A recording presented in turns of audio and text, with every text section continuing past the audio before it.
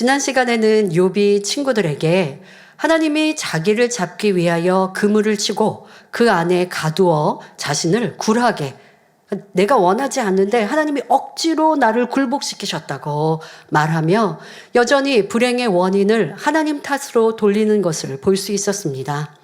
하나님과 욥 사이에 진정한 신뢰와 사랑의 관계가 이루어 있지 않았기 때문에 오해와 원망이 계속되는 것입니다.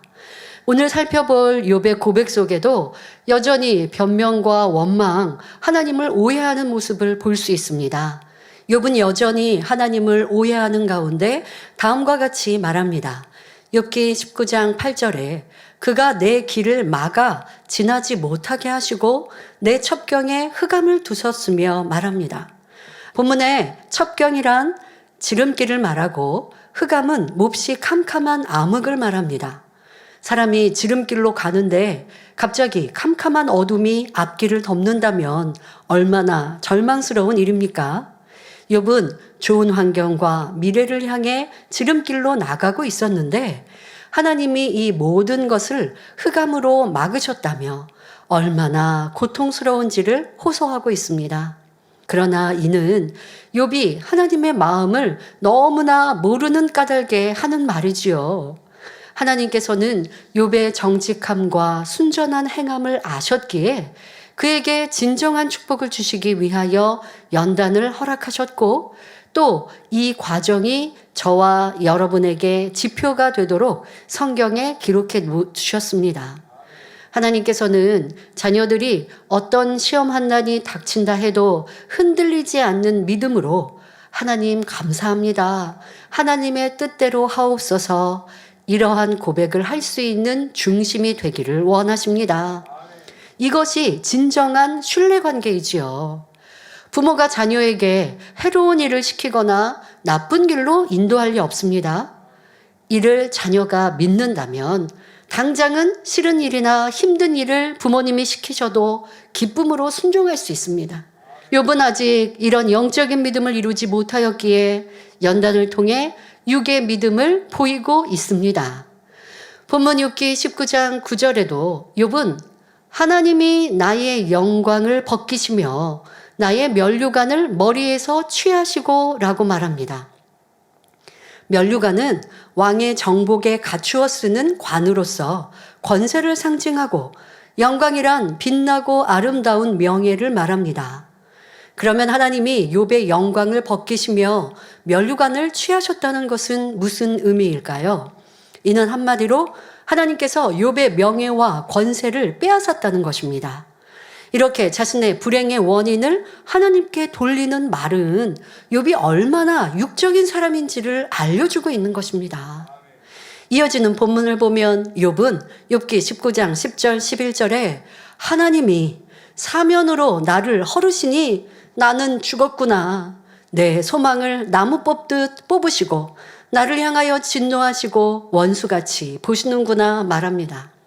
사면에서 헐어버린다는 것은 동서남북 사방에서 자기를 공격해 오는 것을 말합니다. 그러니 아무런 희망도 없고 이러한 자신의 처지가 죽은 것이나 다름없음을 말하고 있습니다. 육의 사람은 이처럼 큰 권세와 부를 누리다가 하루아침에 그 모든 것을 잃고 나면 죽음이라고 생각합니다. 하나님을 모르고 천국 소망이 없기 때문에 욥과 같은 처지에 놓이면 스스로 죽은 자라고 고백할 수밖에 없지요. 그러나 참으로 하나님을 믿는다면 설령 모든 것을 잃는다 해도 절망하는 것이 아니라 기뻐하고 감사해야 합니다. 기뻐하고 감사하는 것은 믿음의 행함이고 이 믿음의 행함은 하나님을 기쁘시게 함으로 결국 잃었던 것을 다시 얻을 수 있습니다. 더구나 이 땅의 삶은 잠깐이고 영원한 천국을 바라보는 소망이 있으니 기뻐하고 감사할 수 있는 것입니다. 그러니 우리의 삶의 가치는 이 땅에서의 물질이나 권세나 명예에 있지 않음을 늘 기억해야 합니다. 그러면 내 소망을 나무 뽑듯 뽑으셨다는 말은 무슨 의미일까요? 욥의 소망은 자녀와 부, 명예, 권세 등 그가 탄탄하게 이루어 놓았던 모든 것이었습니다. 그런데 그 모든 것들이 순간에 사라졌으니 마치 뿌리가 깊이 내리지 않은 나무를 쉽게 뽑듯이 하나님께서 자기를 가볍게 뽑아 버렸다고 설명하고 있습니다. 아무리 가지가 많고 잎이 무성한 나무라 해도 그 뿌리가 힘없이 뽑혀 나간다면 얼마나 허무하겠습니까? 이처럼 육적인 것들은 언제든지 그 뿌리가 뽑힐 수 있으며, 따라서 육적인 것에 소망을 두고 살아가는 삶이란 얼마나 허망하고 어리석은지 깨달아야 합니다. 욥은 이렇게 엄청난 일을 당하게 만들 이는 바로 하나님밖에 없다고 생각했기 때문에 모든 원인을 하나님께 돌리며 분풀이하고 있습니다. 심지어 하나님이 자신을 원수같이 보신다 말하고 있습니다. 사람의 가장 악한 마음 중에 하나가 바로 원수 맺는 마음이지요. 그런데 악을 너무나 싫어하시며 더구나 원수를 사랑하라고 말씀하신 사랑의 하나님께서 욥을 원수같이 보고 있다는 것이니 얼마나 어이없고 무지한 말입니까? 하나님의 관계가 멀거나 진리를 바로 알지 못하면 쉽게 하나님을 오해하며 판단하는 것을 볼 수 있습니다. 하나님의 자녀들이기 때문에, 즉 사생자가 아니기 때문에 사망의 길에서 돌이키도록 징계를 하시는 것이니 이로 인해 낙심하는 것이 아니라 오히려 기뻐하고 감사해야 합니다. 진정 자녀를 아끼고 사랑하는 부모라면 자녀가 잘못을 범하고 곁길로 나갈 때 그대로 방치하지 않고 매를 들어서라도 옳은 길을 분명하게 가르쳐 주는 것과 같은 이치입니다. 그러나 하나님께서는 곧바로 징계를 가하시는 것이 아니라 그 전에 여러 가지 방법으로 깨우침을 주십니다. 자, 히브리서 12장 9절부터 11절을 보면 또 우리 육체의 아버지가 우리를 징계하여도 공경하였거든 하물며 모든 영의 아버지께 더욱 복종하여 살려하지 않겠느냐. 저희는 잠시 자기의 뜻대로 우리를 징계하였거니와 오직 하나님은 우리의 유익을 위하여 그의 거룩하심에 참여케 하시느니라. 무릇 징계가 당시에는 즐거워 보이지 않고 슬퍼 보이나 후에 그로 말미암아 연달한 자에게는 의의 평강한 열매를 맺나니 말씀했습니다. 이처럼 하나님께서는 우리를 사랑하시기 때문에 우리가 말씀대로 살지 못할 때 시험한 난을 허락하시는 것이요 징계를 가하심으로 진리 안에 살도록 인도하십니다. 이어지는 욥기 19장 12절에 그 군대가 일제히 나아와서 길을 수축하고 나를 치며 내 장막을 둘러 진쳤구나 말합니다. 여기서 군대란 실제로 군병들을 말하는 것이 아니라 욥의 친구들을 의미합니다. 친구들이 욥을 얼마나 힘들게 했으면 군대라고 표현했겠습니까? 친구들이 욥에게 힘을 주어 말하며 큰 소리 내는 것을 욥은 강한 군대가 일제히 나아오는 것으로 비유한 것입니다. 또 길을 수축한다고 했는데 이는 무슨 뜻일까요? 수축이란 무너진 곳을 다시 보수 공사하여 튼튼하게 세우는 것을 말합니다.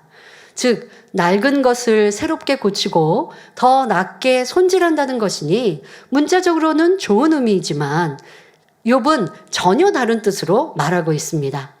성도 여러분, 언제 친구들이 와서 욥의 길을 수축한 적이 있습니까? 그런 적이 없지요. 그러니 군대가 일제히 나와 길을 수축한다는 것은 친구들이 그동안 욥에게 이것이 잘못되었다, 저것이 잘못되었다면서 계속 욥의 말을 꼬투리 잡아 아무렇게나 고쳐나갔다는 의미입니다. 욥은 지금 자신이 얼마나 힘든 상황인지를 비유들어 설명하고 있는 것입니다. 이어서 나를 치며 내 장막을 둘러 진쳤다는 것은 친구들이 욥을 군대처럼 둘러서 공격하는 것을 말합니다. 그런데 이 모든 것은 바로 하나님께서 욥을 원수같이 보심으로 친구들을 시켜서 그렇게 하도록 하신 것이다. 이런 뜻으로 말하고 있습니다. 이처럼 친구들의 잘못을 혹독하게도 하나님께 돌리고 있습니다. 이어지는 욥의 고백을 보면 점점 고독함과 외로움과 힘듦이 더해가고 있는 그의 모습을 볼 수 있습니다. 욥기 19장 13절 14절에 나의 형제들로 나를 멀리 떠나게 하시니 나를 아는 모든 사람이 내게 외인이 되었구나. 내 친척은 나를 버리며 가까운 친구는 나를 잊었구나 라고 말하지요. 피를 나눈 형제들도 욥을 외면하고 친척도 그를 버리는데 가까운 친구인들 돌보겠냐는 말입니다. 욥이 많은 부귀영화를 누리며 풍족하였을 때는 존경받으며 의인이라는 칭송을 받았습니다. 또 욥은 부모로서 사랑이 넘쳐 자녀들과 함께 늘 제사를 드렸으며 가족뿐 아니라 친척, 이웃 간에도 사랑을 나누었습니다. 그러나 이는 육적인 사랑이었음을 욥의 현실이 분명히 보여주고 있습니다. 욥이 모든 소유물을 잃고 나니 형제들도 떠나고 다정했던 지인들이 낯선 사람 대하듯 욥을 외면하고 친척도 욥을 버리고 친구들도 멀어지고 있는 현실입니다. 이처럼 육적인 사랑은 변하는 것이요. 자신의 유익과 맞지 않을 때는 돌아서기 때문에 그 결과는 비참합니다. 그런데 욥은 주위 사람들이 자기를 떠난 것도 하나님이 그렇게 만든 것이라고 말하고 있습니다. 이어지는 본문도 육적인 사랑의 결과물을 여실히 보여줍니다. 욥기 19장 15절 16절에 내 집에 우거한 자와 내 계집종들은 나를 외인으로 여기니 내가 그들 앞에서 타국 사람이 되었구나. 내가 내 종을 불러도 대답지 아니하니 내 입으로 그에게 청하여야 하겠구나 말합니다. 과거의 욥은 부자였기에 집안에는 종들을 비롯하여 왕래하는 사람들이 많았습니다. 그런데 이제는 여종들마저 주인인 욥을 오히려 외인처럼 이방인처럼 낯선 사람처럼 대합니다. 여종들이 욥을 얼마나 무시하였는지 욥이 자신을 타국인이라고 표현할 정도였습니다. 욥은 너무나 가슴 아픈 심정으로 지난 날을 되돌아보고 있습니다. 욥이 물질이 많을 때 얼마나 많은 사람들을 대접하고 구제하며 잘 돌보아 주었습니까? 그러나 욥에게 돌아온 것은 아무것도 없으며 멸시천대, 조롱만 받고 있을 뿐입니다. 그렇다면 여기서 우리가 얻을 수 있는 교훈은 무엇일까요? 바로 육과 영의 가치에 관한 것입니다. 자, 첫째는 육적인 믿음을 영적인 믿음으로 바꿔야 한다는 것입니다. 욥은 하나님을 지식적으로 알고 육적으로 믿었기 때문에 하나님께서 욥을 연단하실 수밖에 없었습니다. 하나님을 머리로 아는 지식적인 믿음으로는 하나님을 만날 수도 없고 응답받을 수도 성령의 음성을 들을 수도 없습니다. 그러니 연단을 통해 지식적인 믿음이 영적인 믿음으로 바뀌어야 합니다. 깨달아야 될 두 번째는 육적인 사랑의 무익함과 영적인 사랑의 중요성입니다. 육적인 사랑이란 자기의 유익을 구하는 사랑이요. 결국 썩어지고 변질되는 헛된 사랑입니다. 그러나 영적인 사랑은 변함이 없습니다. 모든 사람이 욥을 외면하고 떠난 이유가 무엇입니까? 평소에 욥이 그들을 육적인 사랑으로 대했기 때문이죠. 현재 시험 환난 중에 욥의 입에서 나오는 원망과 불평등을 보면 욥이 육의 사람임을 알 수 있습니다. 이런 마음에서 어떻게 영적인 사랑을 주고받을 수 있겠습니까? 이는 욥이 풍요로웠을 때에도 사람들에게 영적인 사랑으로 공급한 것이 아님을 증명하는 것입니다. 만일 욥이 영적인 사랑을 했다면 형제나 친구들에 대한 마음이 변함없었을 것이고 자신을 판단 정죄하는 친구들이라도 같이 정죄하는 이러한 모습이 나오지 않았겠지요. 또 욥은 하나님께 대해서도 영적인 사랑을 이루지 못한 것을 볼 수 있습니다. 영적인 사랑을 하였다면 시험 환난 속에서 원망 불평하지 않고 끝까지 인내하며 감사했을 것입니다.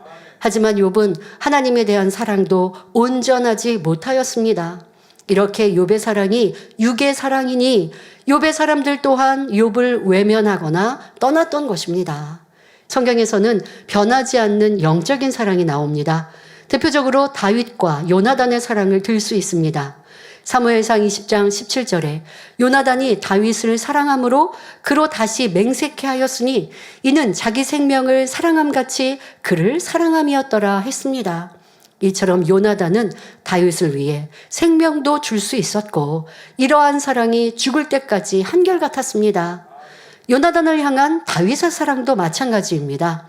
요나단이 길보아 전투에서 전사하자 다윗은 식음을 패하고 그의 죽음을 슬퍼했습니다. 왕위에 오른 다윗은 요나단의 아들 무비보셋을 찾아 사울의 재산을 모두 돌려주고 왕궁에서 자신의 아들처럼 돌봐주었지요. 이처럼 영적인 사랑은 비록 자신에게 유익이 되지 않고 해가 될지라도 생명 다하기까지 한결같은 마음으로 사랑하는 것입니다. 어떤 대가를 바라거나 자신에게 잘해준다고 해서 사랑하는 것이 아닙니다. 아무 조건 없이 순수하게 자신을 희생하며 상대를 위해 한결같이 줄 수 있는 아름답고 가치 있는 사랑입니다. 이런 영적인 사랑과 반대로 야곱과 에서는 육적인 사랑을 했던 것을 볼 수 있습니다. 한 부모에게서 같은 날에 태어난 쌍둥이 형제임에도 서로 자기의 유익이 되지 아니하니 어떤 상황이 벌어졌습니까? 형은 동생을 죽이려 하고 동생은 형을 피해 도망을 가는 비극이 벌어지지요. 가장 사랑하고 의지해야 할 형제가 오히려 남남보다 못한 사이가 되고 만 것입니다. 이처럼 육적인 사랑의 결과는 무가치한 것이며 이것이 바로 육과 영의 차이임을 깨달아 우리 성도님들은 신속히 육을 버리고 영의 마음을 이루시길 기원드립니다.